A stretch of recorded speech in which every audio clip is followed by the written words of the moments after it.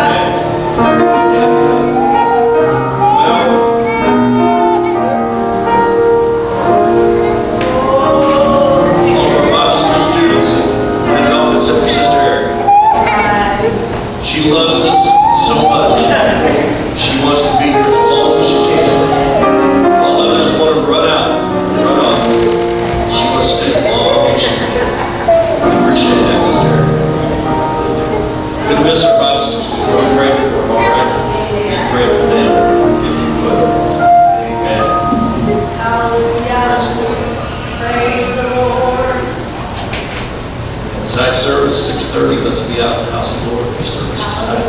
6:30. And no choir practice, no youth service tonight, all right? Just come out to be in church and come believe the Lord and meet with us. Amen. Come with an expectation, all right? Amen. Also, tomorrow, picnic.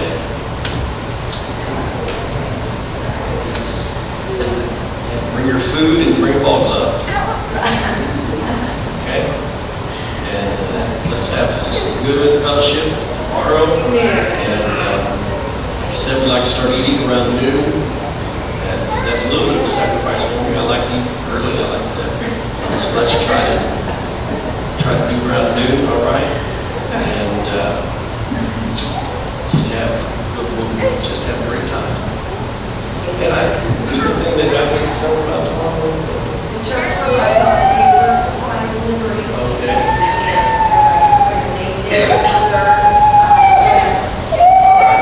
Desserts? Did you say desserts? Desserts? Main dish? Sides? Enough for your family and mine, and they'll do it. All right? That'd be great. Amen. Grab your Bible if you would and turn to the book of Exodus. Amen.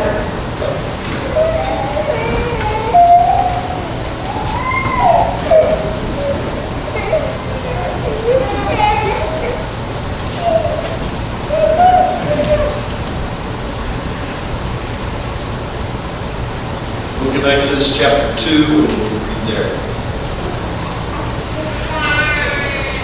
Amen. Tonight, Brother Carter will be preaching for us tonight. So you don't miss that, all right? If you don't get what you need this morning, and new preachers, good chance you may not, come back tonight. We did it tonight, all right? You will get what you need tonight. Amen. Exodus chapter 2, and I'm going to go down to the end of the chapter and read you some verses there. But just before I do, just let me guess kind of tell you, Genesis kind of ended on such a high note. Book of Genesis. I mean, Joseph elevated, Joseph coming out of the prison into the palace and being elevated to second only to Pharaoh. I mean, it was just a glorious ending to the book of Genesis. And then we come into the book of Exodus, and it just kind of goes into a low time. Almost immediately, just kind of starts getting pretty sad and dreary. And so then we get into chapter 2, and I want to drop down to verse 23, read you those last 3 verses there. It says, "And it came to pass in the process of time that the king of Egypt died, and the children of Israel sighed by reason of the bondage, and they cried. And their cry came up unto God by reason of the bondage. And God heard their groaning, and God remembered his covenant with Abraham, with Isaac, and with Jacob. And God looked upon the children of Israel, and God had respect unto them." All right? Those verses there just tells us, and I just want to talk to you a little bit today, okay? What to expect in the dark days. What to expect in dark days. Because let's be honest, we all have dark times. And no matter how sunny it is in your life today, maybe you're living on the sunny side of the street, okay? And maybe you feel like everything's really good for you today, but I tell you what, dark times can come really, really quick. Things can change so quickly in your life. And while you may be full of joy and everything perfect in your life right now, things can turn so quickly. And dark days, just like here in Genesis, man, it ends with Joseph being elevated, and things are great. I think things are great for the children of Israel.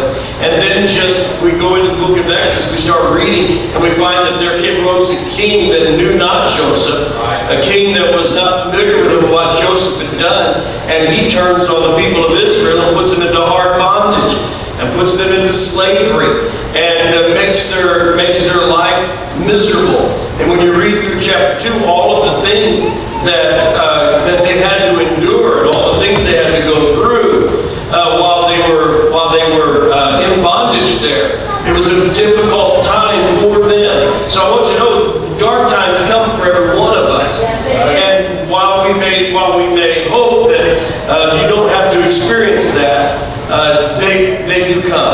They do come. And so that's why we need to look and expect what to look for in dark days. What is it that we should be aware of in the dark days?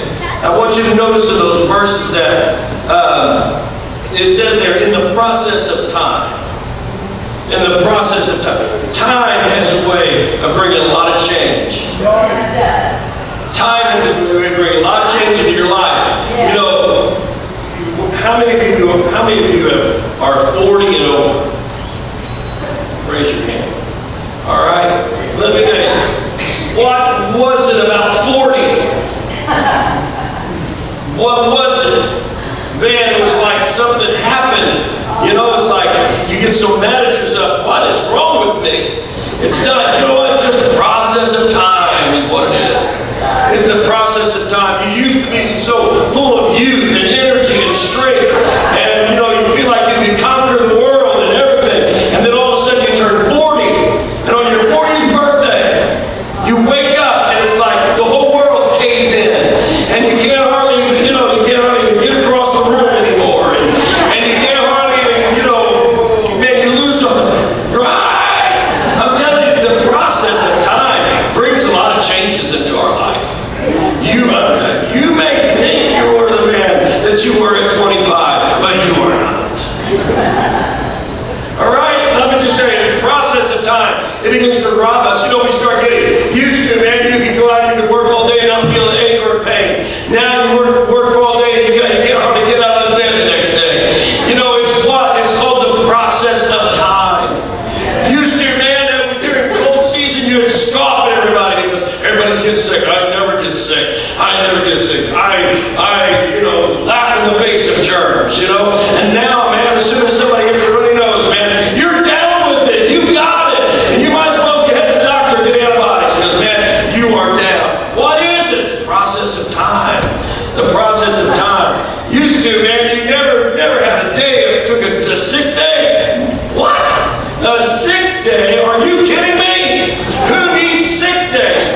Now you look back and say, thank the Lord for a sick day. I just don't feel like I can do it today. It's the process of time. Time brings a lot of changes into our life. Process of time. You know what, man? The kids were little, such joy. They grow up. Process of time. Man, it's a process of time. And then the grandkids come along. There's such joy there. Thank the Lord for that, right? But the process of time brings a lot of changes into our life. And we just have to expect that. But here's the problem with the children of Israel over that time. Because time had went past. Now they are faced with a king that did not know Joseph. And now they are put under hard bondage. And the Bible says the children of Israel sighed by reason of their bondage. And they cried. And their cry came up before God by reason of their bondage. They were crying out to God because of the dark day that they were living in. They cried out to God. And there's a few things I want you to notice in these next verses. We all can have those dark days. We need to know who we can turn to in the dark days. I know sometimes, you know what, your doctor's on speed dial.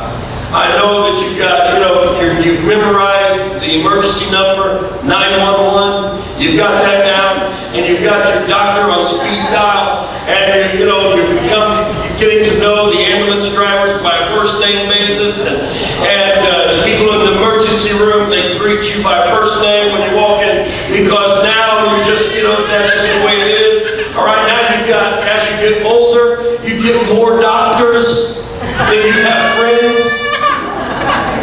You think about it. You have more doctors. You got a doctor for this and that, and every type of doctor that you can imagine. Hey man, you get to spend more time with them than you do with the people you really care about. Let me tell you what. If you would pay me what you pay your doctor, I'd spend more time with you. All right, I really would. But anyway, we go through the process of time, and things happen in our life, and things change, and we go through some very dark times. What do we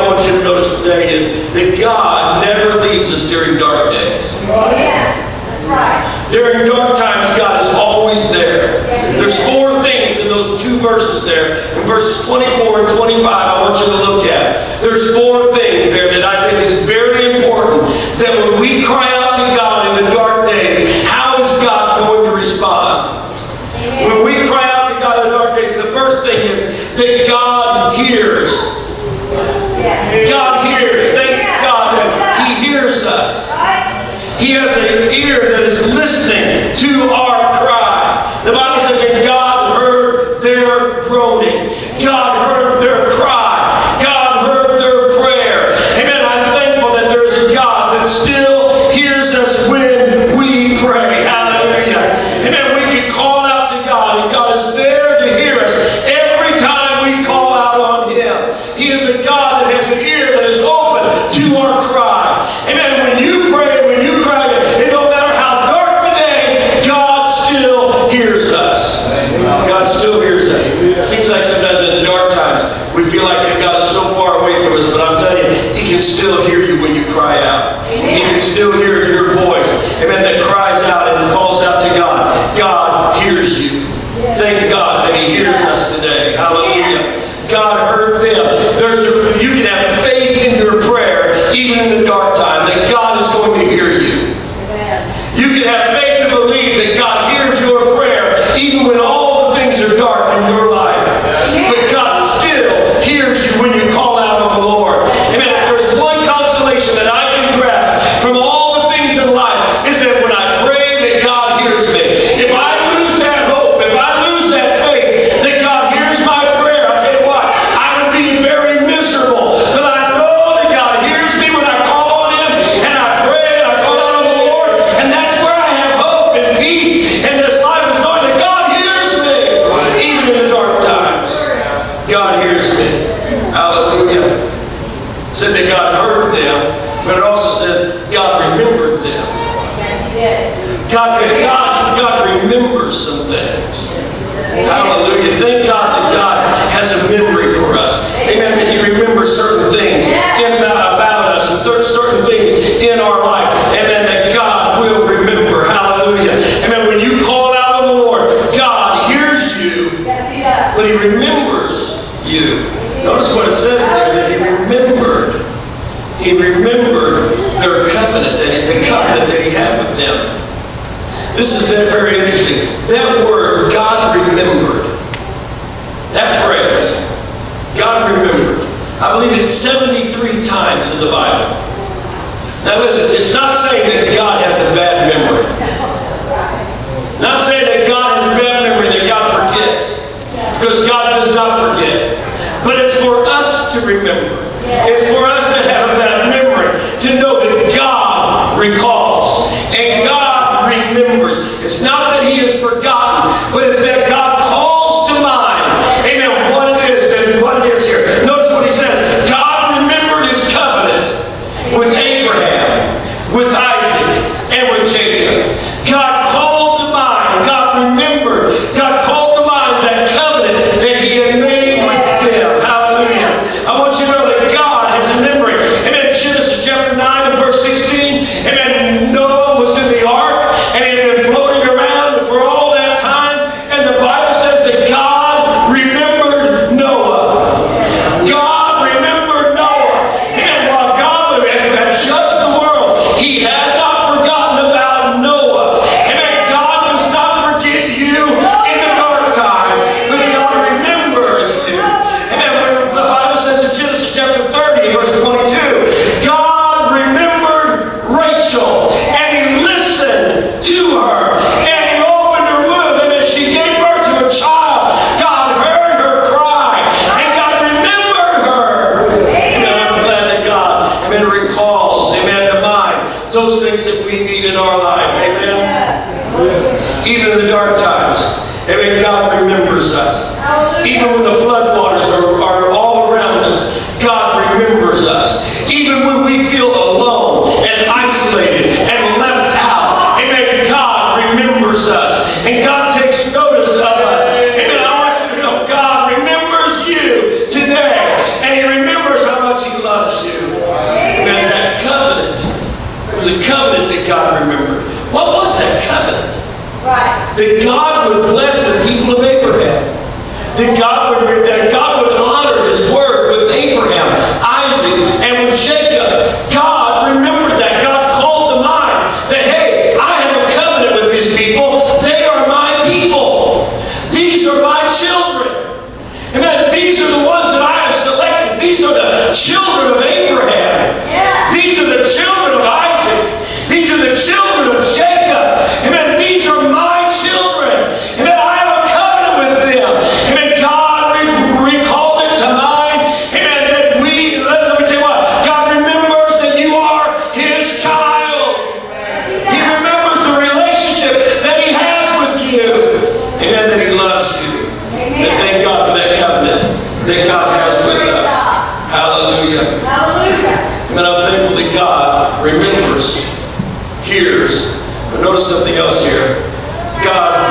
on the children of Israel.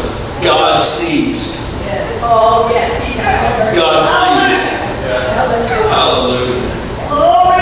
Now, there's something about seeing certain things. All right? I mean, my vision is okay. Great, but it's okay. There's a lot of things I don't see. Follow me? There's a lot of things I don't see. Now, I'll tell you what, there's times that Sister Ruth would point out, did you see? Well, I was there, I was looking at it, but I didn't see.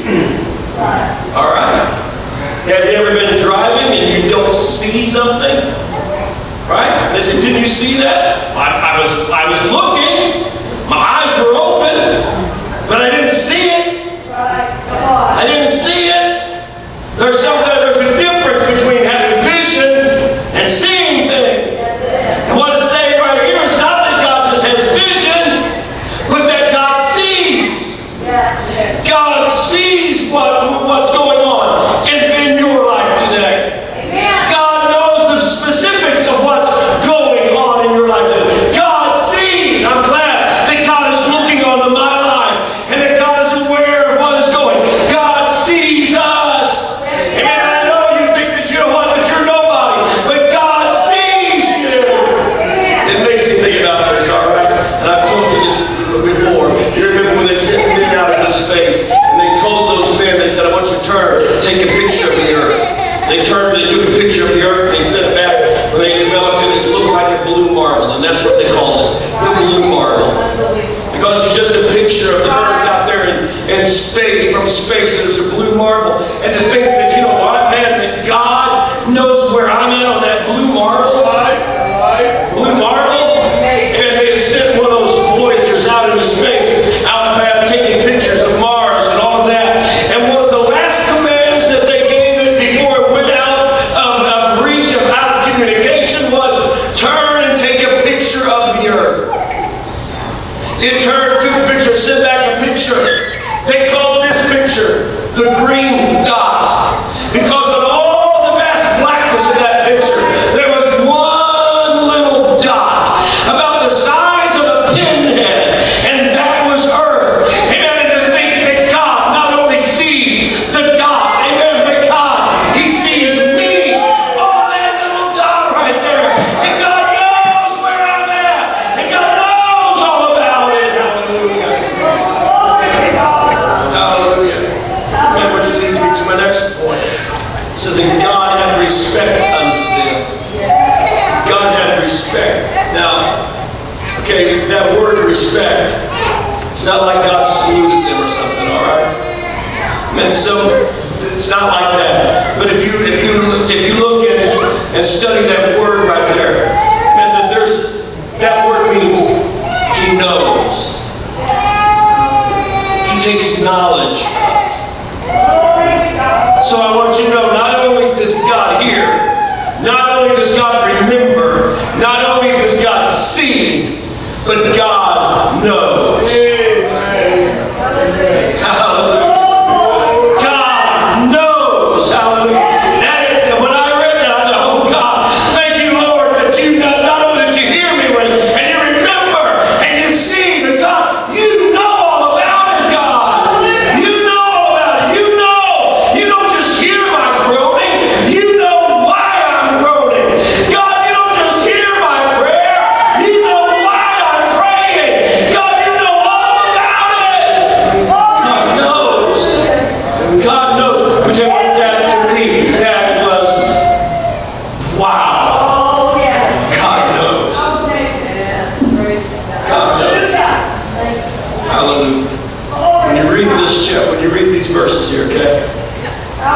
They're going through dark days, going through dark times. They're crying out to God. But they don't have the knowledge that we have today to look at that enemy. All they know is, God, where are you? Where are you? Where are you? Moses is born, raised in Pharaoh's house. But all those 40 years being raised in Pharaoh's house, guess what? Israel is groaning, crying out to God.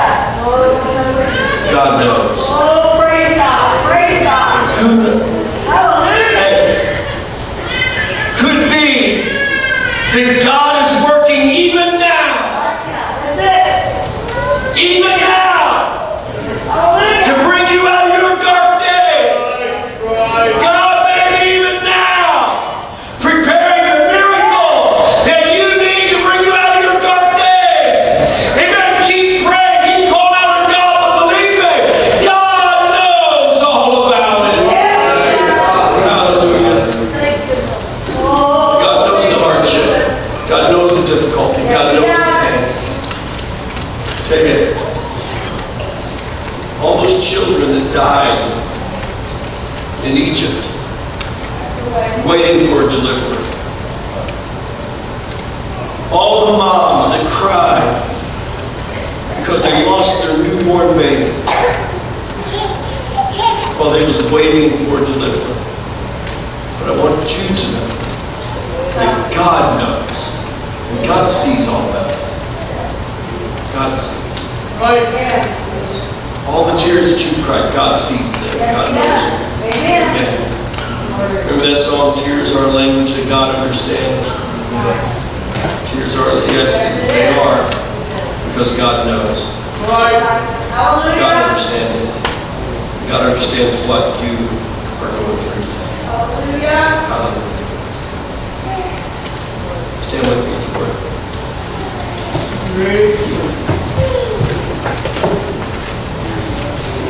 Hallelujah.